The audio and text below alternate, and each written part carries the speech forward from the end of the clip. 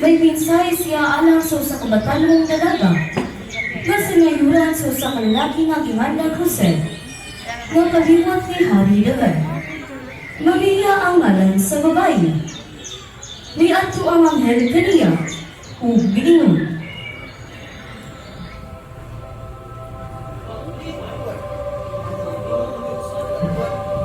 Paglipay, ang Ginoo naguban o nagpanalangin kaniyang pag-ayo. Naglibog pag-ayo si Maria.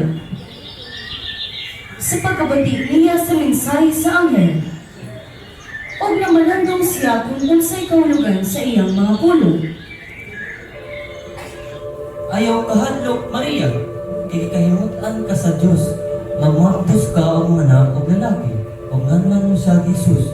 Mahimo siyang inila, og tawgon siyang anak sa Dios nga labing halangki. Ang Ginoong Dios maghimo kanyang hari sama sa iyang katigulangan ni David, ug maghimo siyang hari sa mga kaliwat nga ako. Hangtod sa kahanturan, ug dili kay matapos ang iyang gingharian. Ulay ako! Usaon man pagkahimo ni ini? Makonsag kalimang Espiritu Santo kung magpabilin ang gawong sa Diyos niya kanino. Tungod diin ang balang bata na tawag nga anak sa Diyos. Ilang dumi ang imong parente nga sa Isabel. Ngayon nga dili na siya mo anak. Apan karon ikaw anong nakapulan ng iyang pagsabak. Bisan tigulan na siya kaayo kay walay dili mahimo sa Diyos. Sulubuon ako sa Ginoo. May tabuong talaga na ako ang imong gisulti.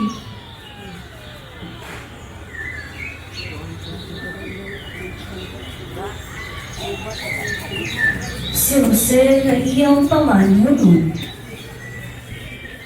Tao nga matao.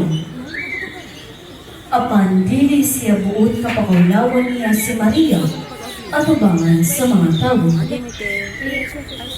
Samtang naglaro siya sa tribula kaniya sa hilo. Samtang naguna-una siya ni ini. Mapakita kanya sa kamel sa Ginoo, pinaagi sa langgo. O giingon. Jose, kaliwat ni David, ayaw kahadlok pagpangsawa ni Maria, kaya ang iyang isabak na lang sa Espiritu Santo. Mga nagsiyang batang lalaki, ulan ni sa Jesus, kaya wasun niya ang iyang katawan sa iyang kasalanan. Pusa sa pagmata ni Jose. Gitungan niya ang isugo sa anghel kaniya. Maria, buot akong lumasawa ang kanino. Salamat, Jose!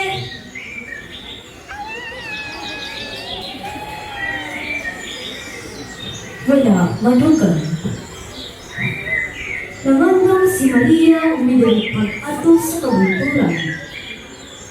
Natusan sa kalungsod sa Judea. Niadto siya sa balay ni Zacarias. Kung nangumusta kang Isabel. Isabel! Maria! Sa pagkabati ni Isabel sa pangumusta ni Maria, pinihok ang bata sunod sa iyang tiyan. Umyan ako ng sa Espiritu Santo si Isabel, o gusuti sa mga kasud. Wala ang batang malimong iyanak. Lalo kahapon ito ang magkalako ang mga sa ang Ginoo. Kaya pagkalungan ko na sa iyo kamusta, iyon po sa kalipay ang bata na ang isabay. Wala kami itong mga tumanin ang isay sa Ginoo kalipay. Ang akong kalabigayad sa akong Ginoo, ang akong Espiritu nagbaya diha sa Diyos na akong maluluwas. Higisa niya ang akong pagkaupos.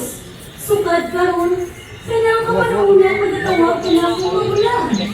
Ang usapin ng hanay nagbuhat at gagong mga butang araw na ako. Ubalaan ang hiyaman.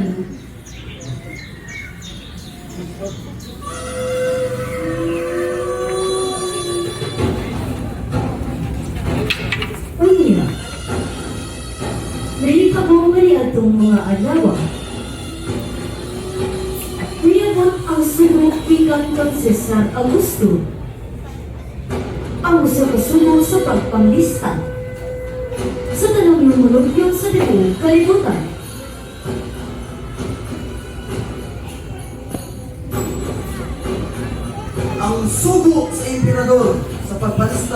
lumulukyo sa tibuok kalibutan.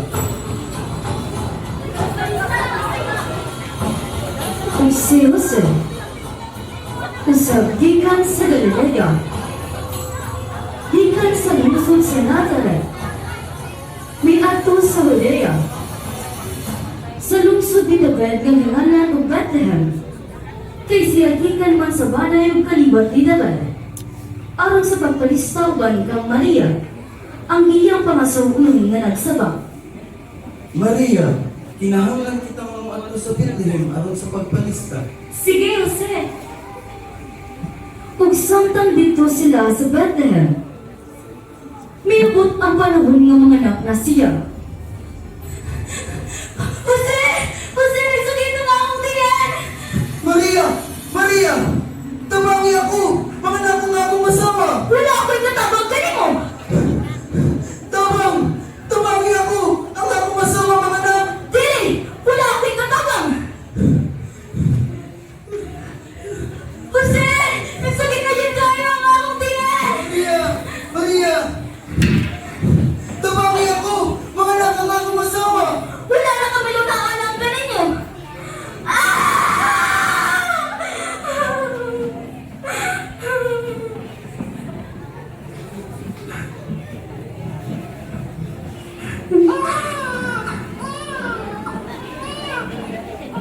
Nang ilang gianak ang iyang panganay Rosa ka lalaki.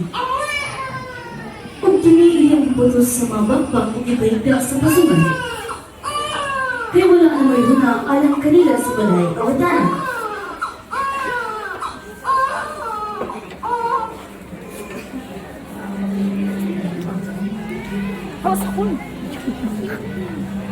Ang giadtong nakita. May mga magbanatay sa mga karnero dito sa sibsibanan nga nalatukaw sa kagabigon sa pagbantay sa ilang mga hayop o mitungha kanilang sa kamanulunda sa Ginoo o ang himaya sa Ginoo misidag libot kanila o sila giabot sa dakong kalisang.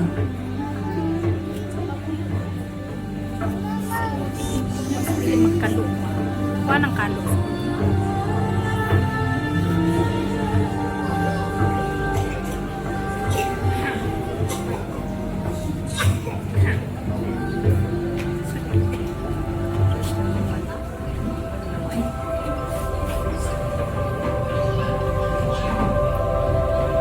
Ayaw na kamo kalisang, itan-awa, idadaan ko kamo maayong balita sa dakong kalipay o maabot sa tanang mga tao. Kay alang kaninyo, natawag karon sa lungsod ni David ang maluluwas na mga si Kristo ang Ginoo. O ang inyong inanan mao kini. Inyong makaplaganan ko sa kaming bata na naputis sa bakbang ug nanghita sa pasungan ug sa kalikdiha uban sa mga lungga ang usa ka langit ng panon na nagdayeg sa Dios ug nagaingon. Himaya sa Diyos sa kalangitan, ug sa yuta panagdaig sa mga tao na iyang inilukan. Ug sa pagpamahawa na sa mga manlulunda, gikan kanila paingon sa langit. Ang mga magbanatay sa mga bandaro, nasigingon sa usa.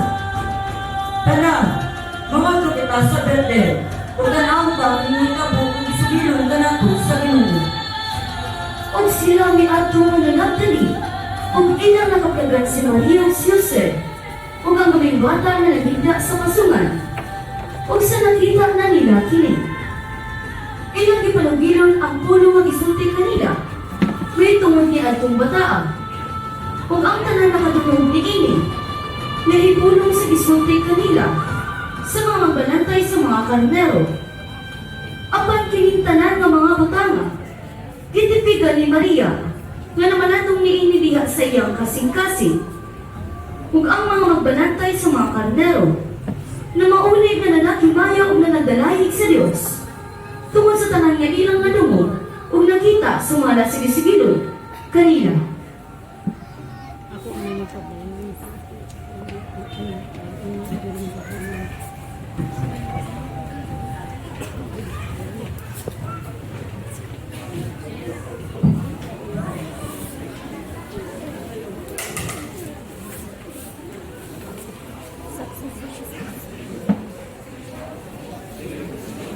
Bako na nato idada. Sige, sabay ka ng lindog ng tubig. Wala ko yung parang.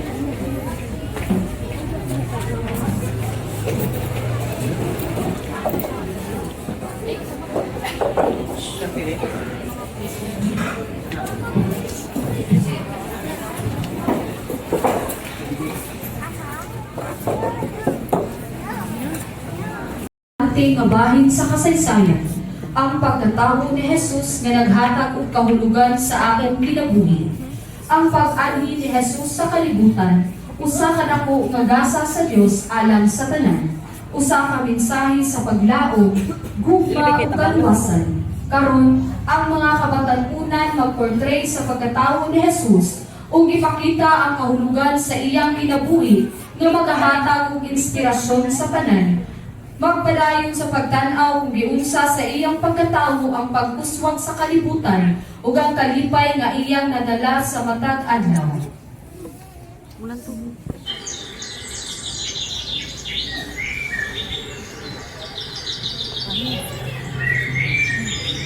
Pani.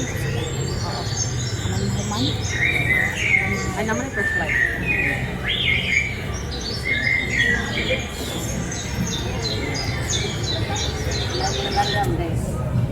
Pwede yun.